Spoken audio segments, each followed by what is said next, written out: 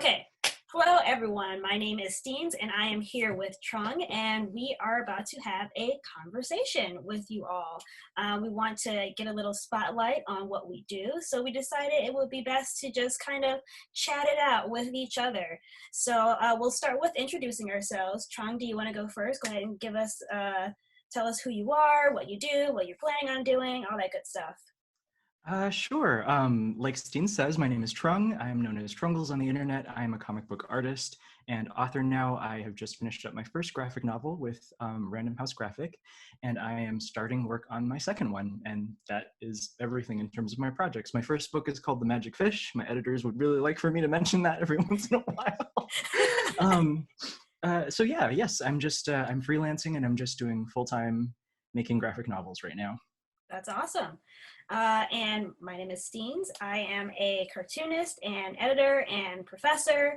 I am currently illustrating the syndicated comic strip Heart of the City from Andrews McMeel, which comes out, or rather starts, on April 27th. So please read that. It's a daily comic. I put my whole heart and soul into it. And I am also going to be working on a new unannounced project soon as well that has to do with tabletop role-playing games. What could it be? I don't know. So we'll just have to wait and find out. I did the book Archival Quality, and I edited the magazine Rolled and Told, as well as a couple of other books. And I teach in the fall at Webster University. I teach cartooning. So we'll see how teaching is going to be this semester. Yeah. I think I might have to teach online. But we'll see how it works. So let's get right into it. We have a couple of questions prepared that we wanted to ask each other. So I think we should just go one after the other. Sure.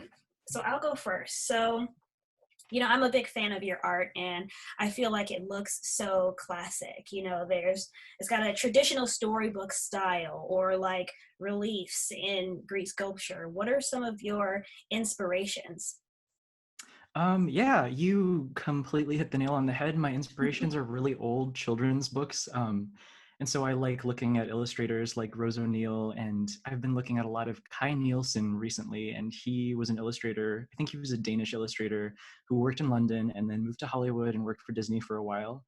And so he did a lot of really great work he did some early Little Mermaid concept stuff. I'm just going off in this direction right now because I mentioned the name of an artist that I like. Yes, but like old children's books, and Tommy DePaola is another big influence of mine as well. And I really wanted to, when I do my work, migrate that kind of, that sensibility of old children's books into like a comic book format, because I like the way that looks, and I like the way that storytelling happens within a comic book. Yeah. So did you grow up reading those kinds of illustrations, rather grow up reading those kinds of books, or is that something that you kind of fell into through your studies? That's what I grew up reading a lot of. I immigrated when I was really little, and so my parents kind of learned English at the same time. And so we would go to the library a lot, and I would always pick out the children's books, and I liked fairy tales a lot because the pictures were really pretty. And so we ended up reading a lot of those. And then I kind of went back and examined my interest in those images later when I was actually an adult. Nice. Very cool. All right, well, your turn. Ask me something. All right. So you're an educator and an editor, and you are a project management specialist, and you're also an artist. How do you find yourself balancing all of those things? What does your day-to-day look like? So typically, one of the things that I like to remember to do is to organize everything. Make sure that everything that I have to do gets written down somewhere, because I feel like once you write it down on paper, it's no longer in your head, and you don't have to constantly think about like, oh, I have to do this. Oh, and I have to do this, because it's on the page. It's, you don't need to think about it anymore.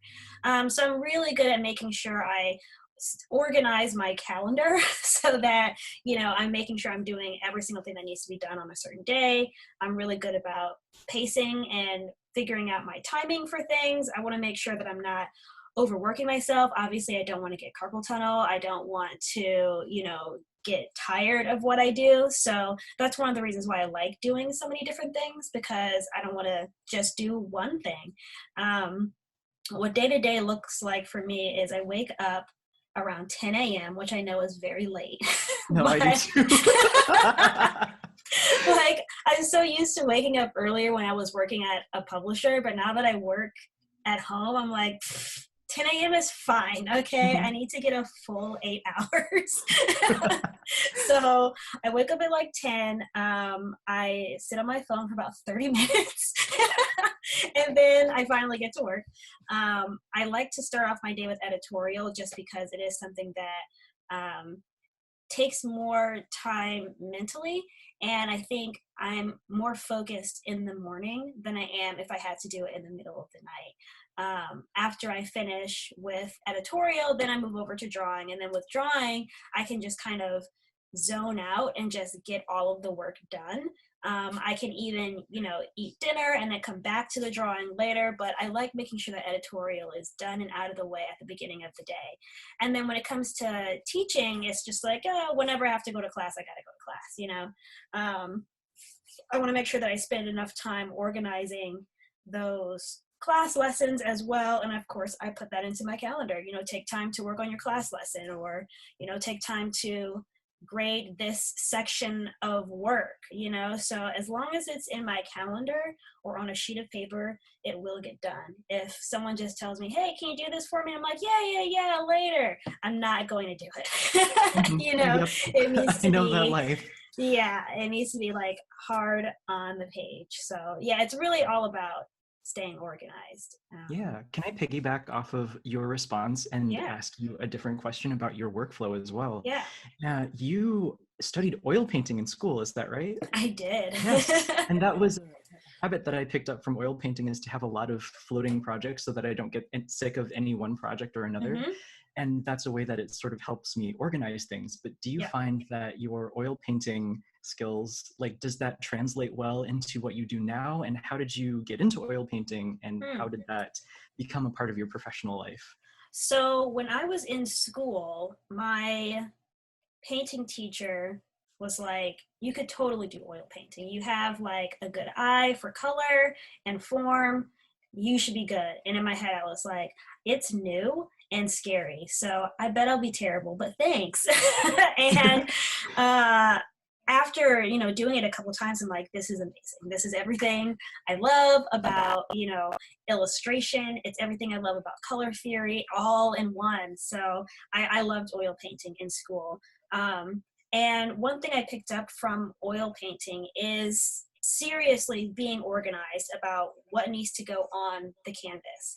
Because with painting, you can't control Z. You can't, Yes. you have to be a very planned kind of painter. So that came from, making sure that my palettes were already organized, to making sure that I had laid out where the image needed to be. And then after the standard stuff is placed on the canvas, then I can go to town and start playing with color and form and experimenting. So I guess in a way, it's kind of like how I do the heady stuff first, and then I go into the creative. So it's really interesting. I've never realized that connection until right now. But yeah, I wish I had more time to do oil painting, because I really love it, but I live in an apartment building, and I don't want to kill anybody with fumes.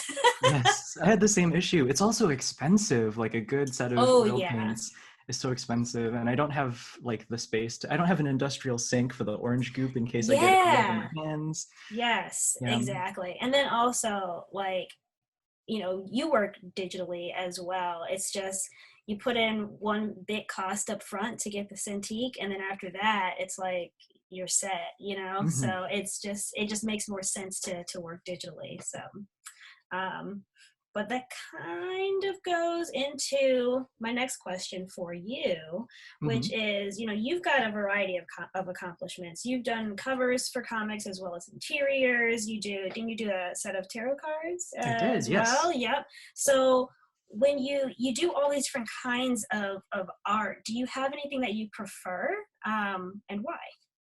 I think it depends on kind of where I am in my life. When I started out, I didn't really have a strong sense for how to tell a story with pictures just yet. I didn't find Right. that my sequential art skills were that strong. And I think a part of that is just because I didn't go to an art school. I went to a liberal arts college. I studied, Mhm. studio art and art history, but I didn't get a lot of experience doing exactly what it was that I wanted to do in the future Right. because I just didn't know what I was going to do with my skills. Yeah, Um, same. so it's just been a lot of kind of figuring out where my strengths are and how to kind of apply those and like figure out where my shortcomings are and figure out what those are. And so the things that I prefer to do might change from time to time. Mm. The tarot deck that I drew started off as an illustration project. I was like, okay, this is a really nice, consistent set of 78 illustrations with, with really similar constraints of the same size. And so I can play with composition and I can play with color and I can experiment with digital drawing in ways that I was never really afforded the opportunity before when I was in college. And so right now I'm settling into a comfort in doing a lot of sequential work just because a lot of my illustrations have always been very story driven to begin with. So as of right now, I really enjoy doing comics. I found that the biggest challenge for me was doing covers because it was a lot Mhm. of space and it was a lot of kind of compositional back and forth between my work and a graphic designer who has to Mhm. apply like the logos and the text and all of that. And that wasn't something that I was super familiar with. And so that was an area of growth that I really needed to work on in the past. And I haven't really gone back to do that, but I didn't find that that was my strength, but I liked Mhm. doing it and I enjoyed working with the editors that I worked with on those covers.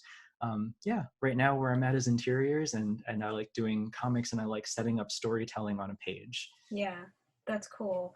Yeah, it's interesting that you talk about how you went to school and you studied studio art and art history, and I, did the same. I didn't go to an art school, quote unquote. I just studied studio art. But there's not a whole lot of class lessons or professors even that really go into all the different things that you can do with an art degree, or at least that's Mhm. how it was for me. And I know a couple of other people that I know, but I go in and I'm like, okay, well, I like drawing, I like cartoons, I like anime, I like comic books. What does that mean? What can I do? And they're like, painting. And I'm like, cool. Yep, yep. It felt like a compromise for me too. I would go into Yeah. studio art and I would be like, okay, nothing in this curriculum is exactly what I want, so I'm just gonna pick the next best thing. Yeah, exactly. So it's really interesting that so many of us are out here doing what we want to do, but we kind of fell into it because we're like, oh, I didn't know I could do that too, Mhm. you Yeah, know? So that's really, really interesting that it's kind yeah. of And a shared experience. you're teaching cartooning. Do you find that your Mhm. students come to you with a lot of questions about where they're meant to go and what they can do with their skills? Yeah, What are absolutely. some common concerns that they seem to have these days? It's very interesting because I mean, I'm an adjunct professor, so I'm not with these students for their entire school career. I'm just there for 3 hours a week. But I do try and get an idea of what exactly they want to get out of this class and what do they want to get out of being at school. Because I know when I was in school, I felt like this isn't helping me, Mhm. like I don't know how to take this into the real world at all. So one of the things that I decided I was going to do when I started teaching was to make sure that they knew what the real world looked like and what other options there were. So because I teach cartooning, it is like the basic cartooning class. So I'm talking about thinking about single panel comics and the Mhm. structure of a strip comic and figuring out how to get story across without using words, so seriously like level 101 cartooning. But while I do that, I do try and say, well, if you can get a story across with no words, maybe you can do covers. If you prefer to do strip comics instead of an overarching story, you can be a strip comic artist. If you like so and so and so and so, you can do this. So it's like one of the things I want to make sure that I do is I tell them, you can also do more with the knowledge that I'm giving you today. And so many of these students are like, this is what I need because I came to school wanting to go into a certain field because the course that I teach, cartooning, is a part of the animation program at the Mhm. school. So most of my students are animation students. So most of them, they don't want to be comic book artists, you know, Right. but I'm finding that there are people who have that skill to be comic book artists, even though they are there for animation. So I'm seeing that students are getting introduced to different things through their courses, and I think that's a good thing. I think that's a step forward um, in academia, really, to give them some more options. But that's what they want. Ask any student, and it's like, what do you want to learn? Do you want to learn the actual skill, or do you want to learn the skill of how to survive in the workforce? And they're like, both ideally, but let's do the workforce, because I'm about to go out there 2 years from now. I do a lot of mentorships, and one I did at a FlameCon, and every single person that came to me said, I'm leaving school in a few months, and I'm really worried because I don't have a job lined up in the arts. And I was like, neither did I, you know? Yep. The first thing that I did was I worked at the Hallmark store and Victoria's Secret, and guess what? None of that is art focused, you know? So I did learn how to do my makeup. But like, other than that, you know, there's not a lot of people that go out directly from school into the workforce. And I think that's because the people that are working at these publishers and these animation studios, when they look for portfolios, they're not looking for a school portfolio, you know, like, congratulations on being able to do a still life, but where's the work, you know? So I don't know, it's a long-winded answer to, I hope that people get, you know, the work that they need. I'm sorry, my cat just walked in. No, I was like, we have a visitor. That's great. Okay, did you ask me a question? Is it my turn to ask you one? Sure, yes. Okay, so you live in Minnesota, is that correct? Okay, so I have found that a lot of creators, they feel like if they don't live on the coast cities, so like LA, New York, that they're not going to get very far in the industry. And I oftentimes feel the same way because I live in St. Louis, Missouri. But when leaning into comics, would you say that it helps to live where you are, or it hinders it? Or do you think that it doesn't really matter? You know what? I actually don't find that it really matters for my purposes. I think it really depends on what a person is trying to do. Like if someone is really wanting to work in very particular industries and have a clear idea of what roles they want to occupy, then they probably need to go to the places where those roles are concentrated. Correct. And so that it does make a lot of sense for a lot of artists to go, if they want to work in animation, to go to LA, or if they want to work in publishing, to go to New York. I never really wanted to work in animation. I had no illusions about, you know, what industry that I wanted to work in. And so I felt like with the world kind of changing and going in the direction that it is, and with so much of my work being available on the internet, and that's where people find me, I didn't find that location was especially important. I think one of the concerns that people will have going into a creative industry, if they're not working in either of the epicenters of like visual arts and entertainment or publishing, is that they, you know, won't have an opportunity to like connect with people in person and be able to network. And that's not always true. And I think that I find that my location affords me a relative amount of flexibility as well, because I'm just 2 hours from either coast. And so if I really need to meet someone, I can, you know, I can hop a plane, or I could take a bus, and I can, you know, go hang out for a couple of days on either coast. And that's something that has worked for me. Yeah, I actually like living in the Midwest for that reason of how easy it is to get to either side. You know, you talk to like a New Yorker and they're like, California? And I'm like, yeah, it's nothing. It's like a 3-hour flight from here. I'll be fine. You know, so it is kind of nice to be, you know, able to see both.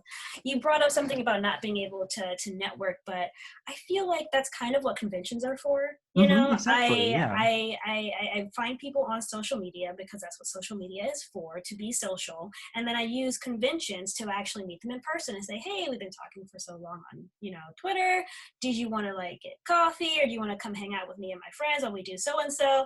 And that's how you network. And I don't even like using the word network. I like using the word, like the phrase building communities, because that is what that is. You're building a community of people that do the same thing that you do, you know? And that's something that anyone can do from anywhere, as long as you have the ability to connect, whether that's through internet, social media, or if that's through actually visiting the city and seeing people, you know? Yeah. Yeah, networking is such a fraught word too, I think. Like whenever I discuss it in terms of like the arts, there's always this connotation that it's a very mercenary activity, like you're supposed to make Yeah. connections to get you places, but you're right, Yeah. like it's more like community building. Like you have to show up and you have to be there and you have to be supportive of your peers. I think the best advice that I had ever gotten about like how to like network is to be supportive of your peers as they come up, because you'll come Mm-hmm. up at the same time and you'll Mm-hmm. be there for each other. And so there's not really like a fast way to get anywhere. You just have to be present. Yeah, absolutely. And I feel like I live on that like karma level where I feel like if, I don't know, if I just help other people, it's because that's what you're supposed to do. And Mhm. eventually it'll come back to you, you know? If I think there was a point in time where a friend of mine, they wanted to figure out how to format their comics for a vertical comic making. So like Mhm. how Webtoons or Tapas does. And Yeah. since I edit for Tapas, I was like, I know that exactly. I don't do it, but I edit for that. So I was like easily like, hey, if you have time, let's hop on Hangouts really quick and I can just show you this is what the formatting is and this is what works best and this is ways to think about it when you're, you know, thumbnailing. And it took maybe 15 minutes out of my day, but that could have helped them far more than it would have been if they just had to figure out on their own, you know? Mhm. And so Yeah. now if someone is like, hey, I'm looking for somebody that can do work for vertical illustration, who am I going to go to? I'm going to go to my friend who I just showed how to do it, you know? So comics is very much who you know, but it's also who you know that can back it up, you know? Yeah. So Yes, I think that's an important thing that people forget about comics, is that it's so often very collaborative. So if you support yes, someone in their growth, you have another resource that you can turn to. exactly. So it's worth everybody's time to make sure that you support your peers. Totally, totally. So I think it's your turn. Yeah. Ask me a question. Oh my gosh. I and I like not exactly what it was that I was. Oh, right. You were just talking about your role as an editor. You're both an Yes. editor and a creator. And I am having the toughest time because now that I'm working on my own projects and writing and drawing my stories, I used to think that like as an artist, I was like, okay, I bet if a writer did all of these things, they would be an ideal writer for me to work with. And this is how I like for things to be formatted. And then I would write for myself. And then I would get to drawing the things that I had just written. And I would be like, I clearly have no idea what I'm doing. But do you find that your role, like both as someone who edits comics and as someone who draws comics, do those skill sets inform each other in the way that you do the work? Or does it really just depend on how you collaborate with other people and what the intentions are? Tell me a little bit more about that process. Yeah, so it's a little bit of both. So when I edit, I'm a very severe editor. Just not, I say severe and not mean because I'm not mean. I'm just, you know, laser focused on what is the best way to make this effective. I don't like saying that something is good or bad. I mean, unless it's racist, then it's bad. But, Right. you know, but tell me what you want to achieve from your comic, and then we will work together to make it the most effective that it can be. So if they send me a script and they're like, okay, I want this character to grow in this way, and they send me the entire outline for it, I think, okay, well, the way that you're doing it isn't working, because if they want to grow in so and so way, you have to do it this way so that it fits better in 5 issues, you know? So I always try and think about like, okay, well, how can I get this information to the reader? Because I find that when I'm editing anybody, they think they put it on the paper, but they did not, you know? They think Mhm. that they wrote, oh, well, it's obvious that this person, you know, is scoffing at her when she says it. It's obvious that it's sarcasm, but I can read it and be like, are they just an asshole or is this sarcasm? I can't Mhm. tell. And if I can't tell, that means the reader's not going to be able to tell either, you know? So I like to make sure that my writers and artists and colorists and letters, all of them, they realize that we're working together to make something for the reader and not just for yourself. And when I do that for my own work, I find that my own scripts are like overly complicated. Like they're so detailed that they don't need to be, because I'm doing it. But like I wrote a script for my latest mini comic, Receiving Transmissions, and it's so detailed that someone else could draw it, even though no one else is going to draw it. And that's a habit that I have picked up from editing scripts. And it's helpful because, you know, I can go back to it a few weeks later and be like, oh yeah, I know what I'm doing, and then just continue on and creating the work. I think the hard part though is being precious about my work.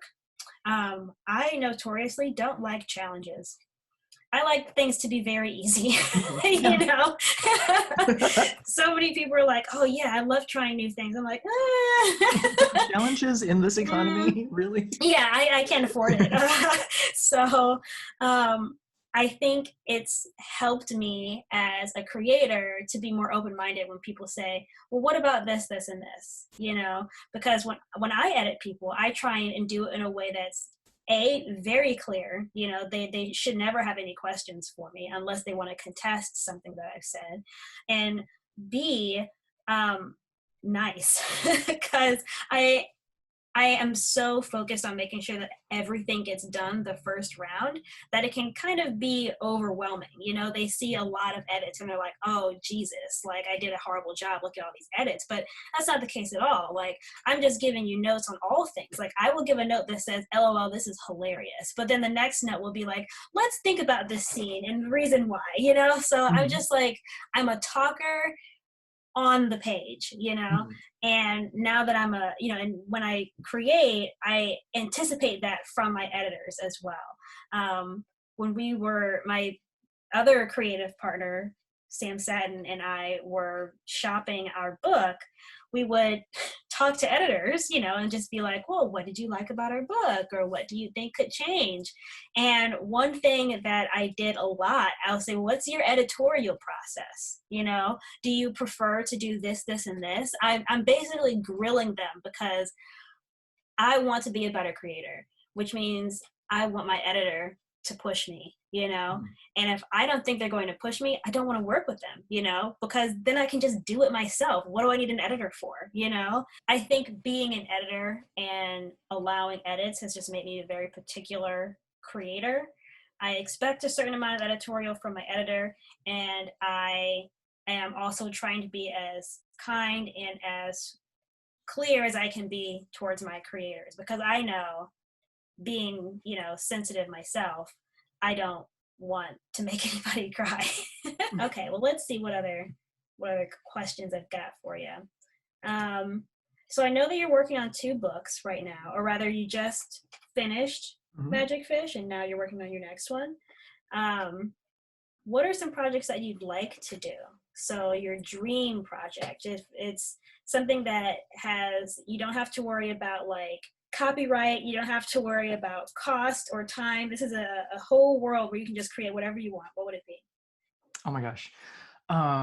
Well, I think right now, I think I'm doing the projects that I've always wanted to do. So like That's doing great. long form graphic novels, where I get to explore fairy tales and the relationships that readers often have with them. Like that's what I'm working on right now. So I get to do those projects.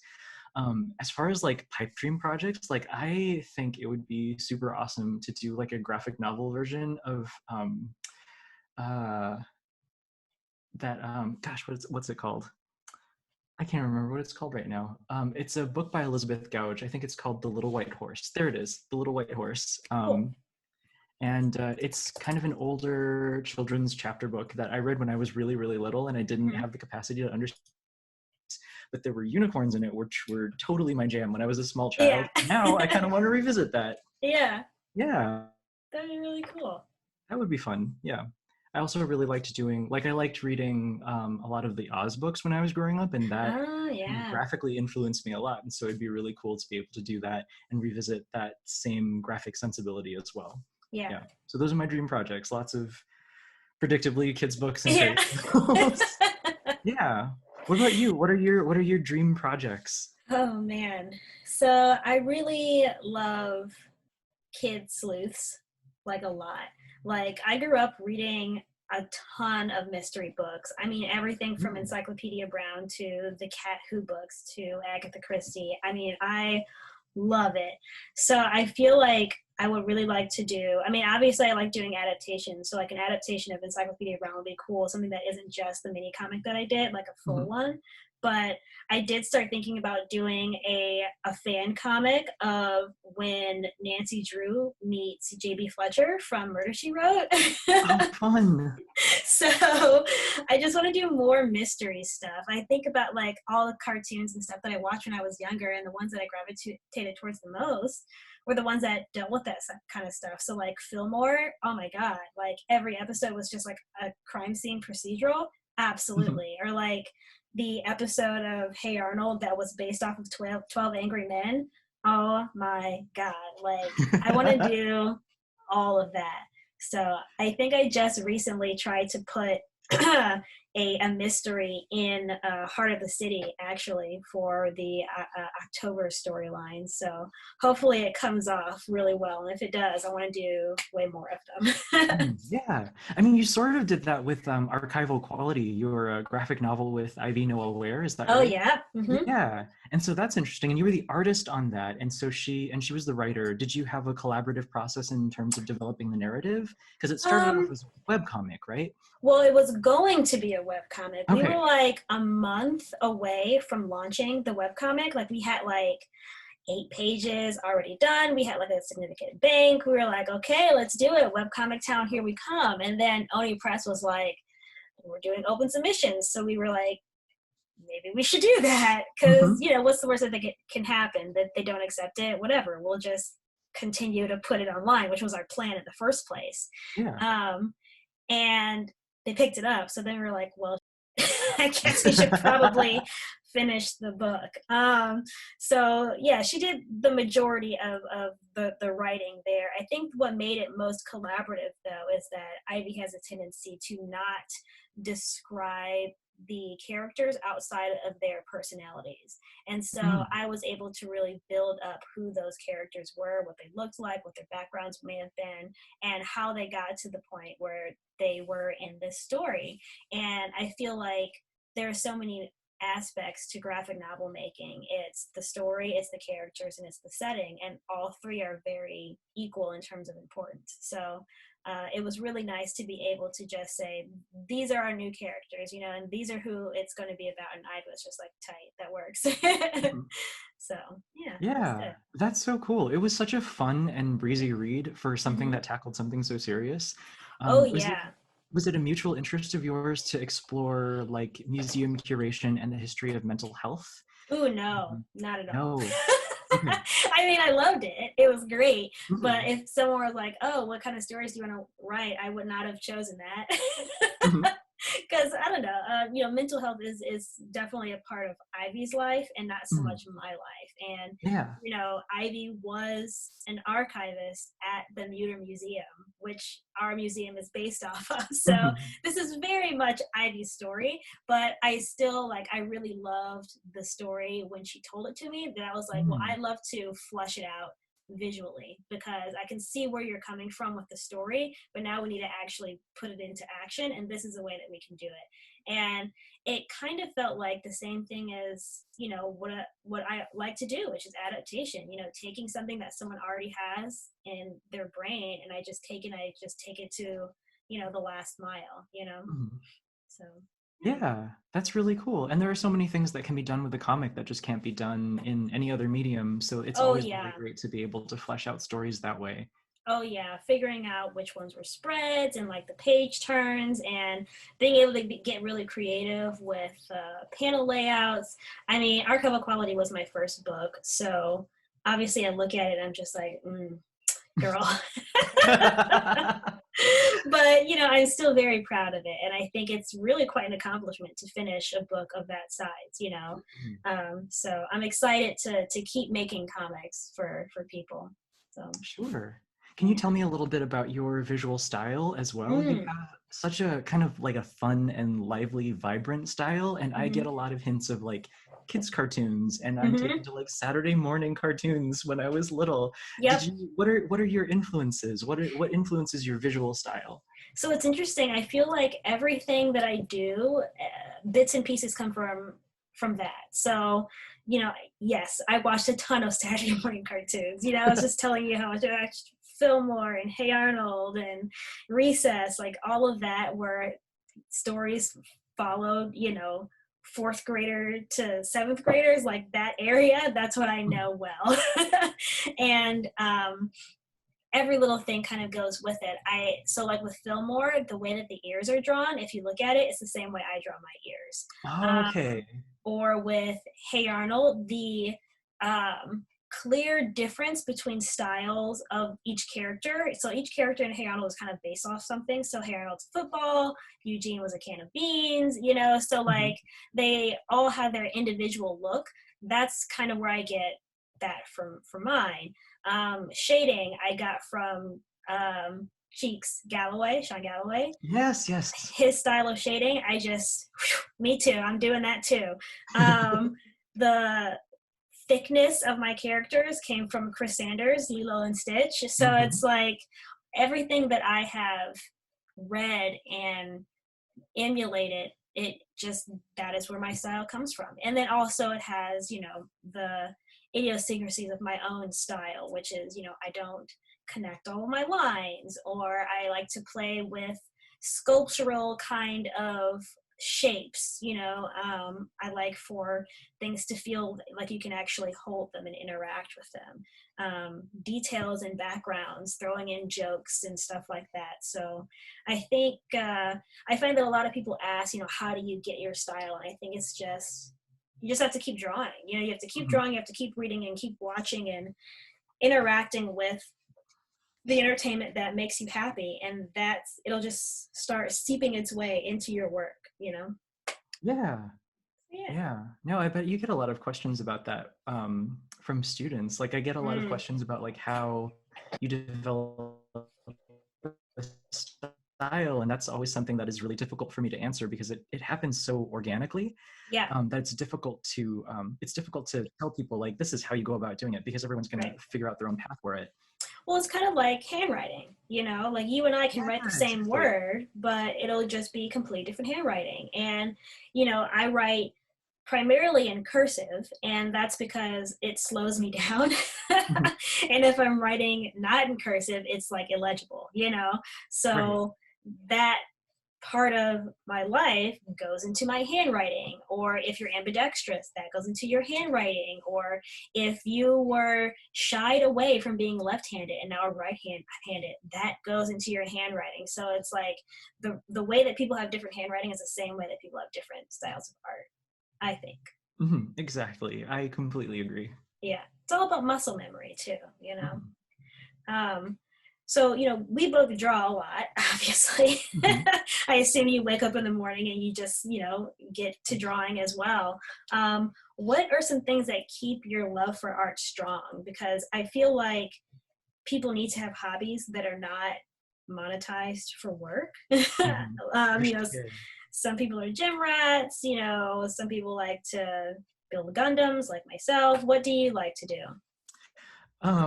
Well, that has sort of been a recent I've been thinking of, because I started freelancing for the first time like a couple of years ago. And so this is all very new to me.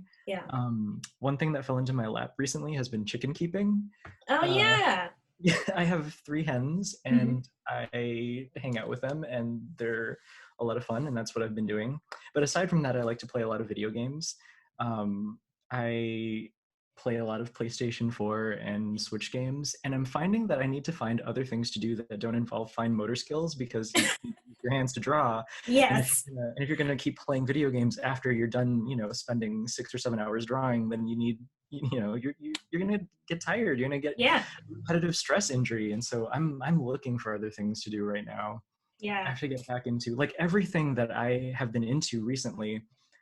Over the past, like ever since I graduated from college, has been geared towards, this is a thing that I can do while I'm drawing. There's been nothing in my life that takes me away from drawing, and so I have to figure out what those things are now. And so I used to listen to a lot of audiobooks and a lot of podcasts, and now I have to figure out like, okay, I need something that occupies my time and attention and my hands in a way that will not get in the way of my drawing. And so I think like I need to start doing something like, I don't know, like I need to go on more walks. I need to do nature photography or something. Yeah, I know so many people are like plant goths, and it's just like Yeah. I don't care about plants, so I can't do it. And then like cooking and baking, that takes money and time.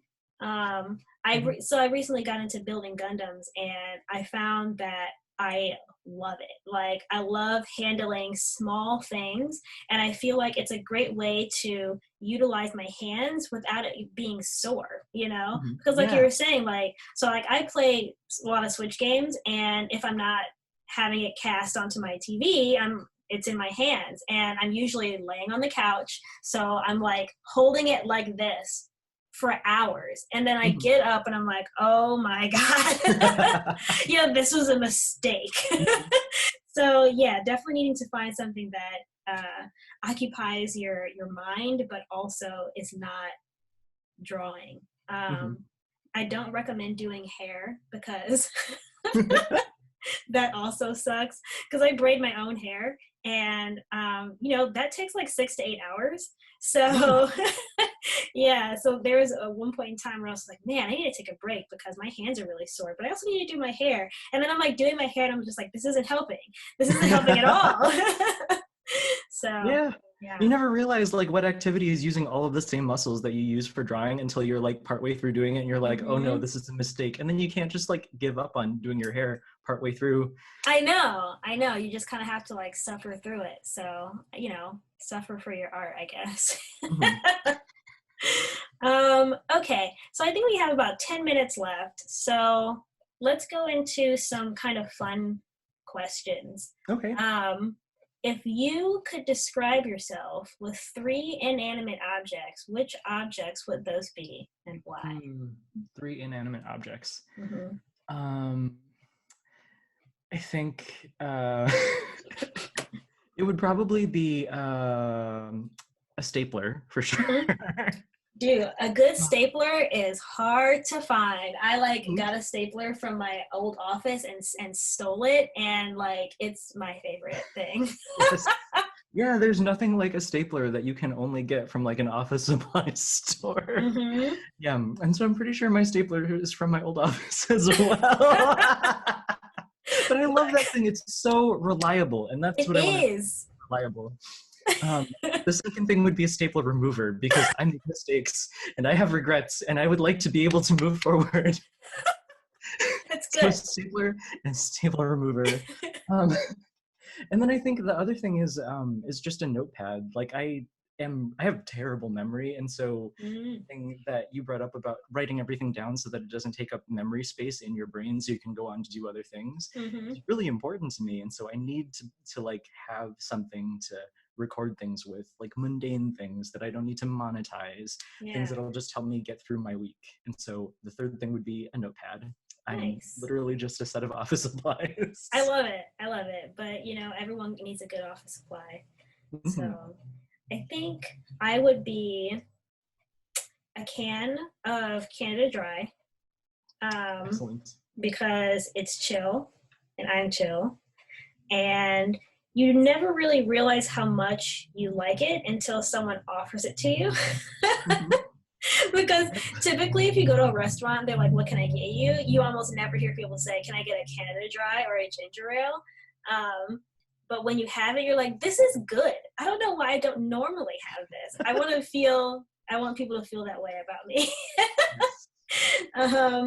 I think I would also pick a piece of stationery paper, because I actually am very sensitive and sentimental, and I cry at like commercials, and I really love the idea of writing to people. And so I'm actually really excited because I just got a pen pal through like a Geek Girl pen pal club. Oh, so cute. Yeah, so I think stationery would be good, useful but also very sweet. And then another inanimate object. You know what? Honestly, I think I may say stapler too, because staplers are so great. They're satisfying to use. they have one job to do and they almost rarely fail at doing it, you know? Mhm. So let us all be solid staples and staplers. What else are you doing like for entertainment? Like what are you consuming right now that like Oh helps man, you through the week? I watch a lot of reality TV. Oh my gosh, which ones are you watching? Do you watch contemporary ones or do you go back and watch the old ones? So I'm watching currently all of 90 Day Fiance because it is a shit show.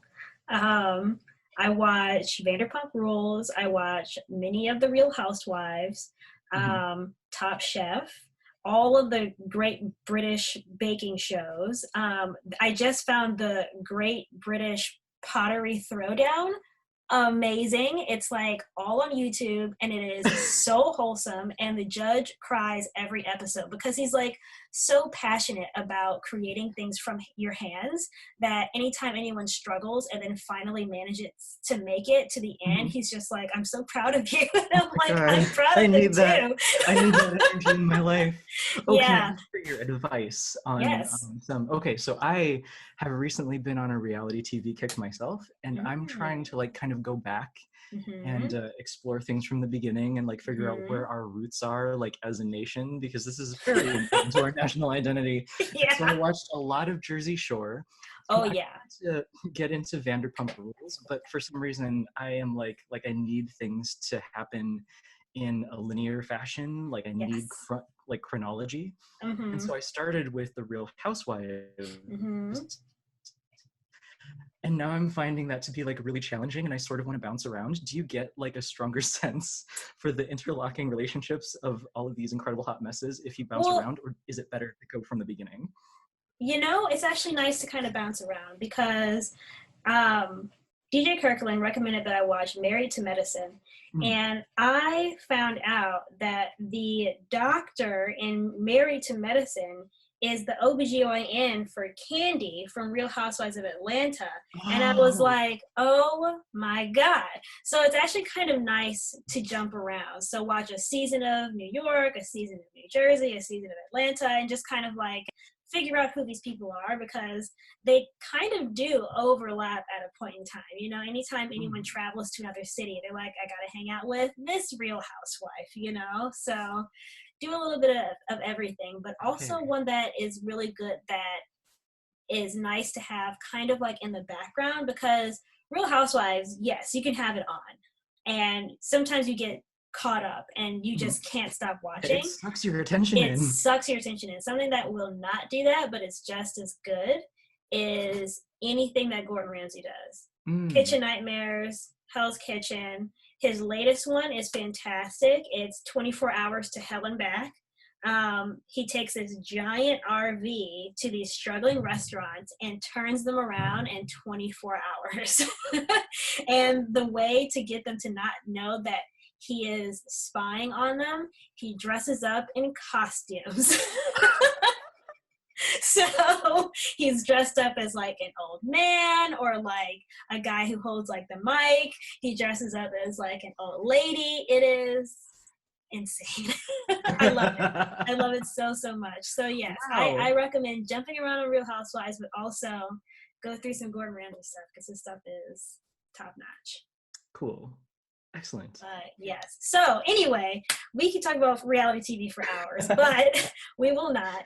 So thank you guys for watching and being a part of our conversation. You can find me on Twitter at oheysteens. That's OHEY Steens. Read Heart of the City. You can read it on gocomics.com, or you know, if you have a newspaper, ask them to syndicate, you know, pick up Part of the City because it's great. Yeah, thank you so much to everyone for sticking around and hanging out with us while we talk about our work. My debut graphic novel comes out this fall. It's called The Magic Fish through Random House Graphic, and I've just published a tarot deck through Chronicle Books that is out now wherever books are sold. And I can be found on Twitter and Instagram at Trungles, Trungles.